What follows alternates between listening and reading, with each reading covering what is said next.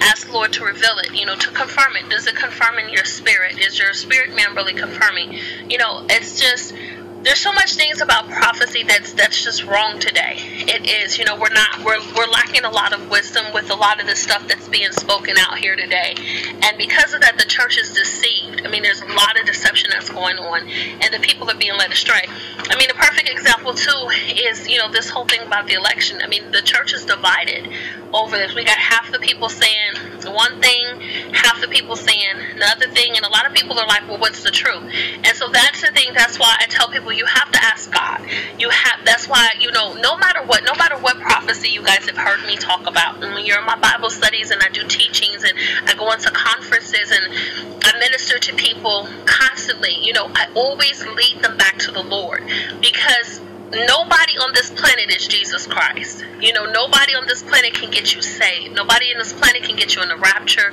Nobody in this planet is going to count you worthy to escape the things to come. Only Jesus Christ can do that. And so, no matter what you hear, no matter even what I say, no matter what I can tell you that God gives me, at the end of the day, when we stand before God, we stand by ourselves. And we have to give an account for our own personal actions. And you can't stand before God and be like, well, so-and-so said this. Well, so-and-so said that.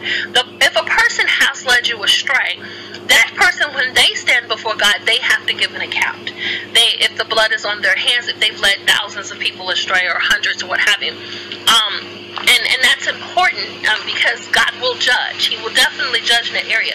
But as individuals, we can't stand before God and say, well, the reason why I didn't pay my tithes is because prophet said this or pastor said that, or the reason why, I didn't go to church, or I didn't repent of that sin, or I didn't stop doing this is because someone said.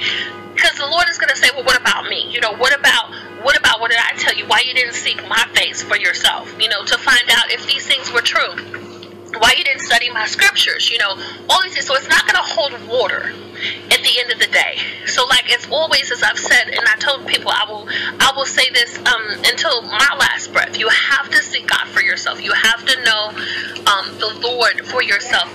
We're in such a critical hour, saints, where we need to know God for ourselves. We need to be able to decipher His voice. Jesus said, my sheep know my voice. I always emphasize that. He said, my sheep know my voice. Webpage about the prophetic word of what she has seen coming to this nation. You need to do that. God has revealed to her in great detail way before these things started happening. These things that are happening, exactly the way they're happening. The most accurate word out there is coming from this woman and maybe one or two others. And she has seen ahead what is happening to this nation and what God is trying to say. So please,